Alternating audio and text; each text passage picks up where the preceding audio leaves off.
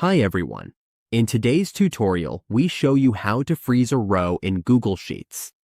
This is useful if you want to keep your headers visible while scrolling through a large spreadsheet. On your Google Sheet, if you want to lock a row, simply click on the row you want to freeze. For example, row 4.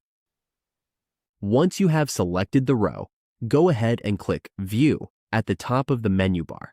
You will then see the freeze options appear.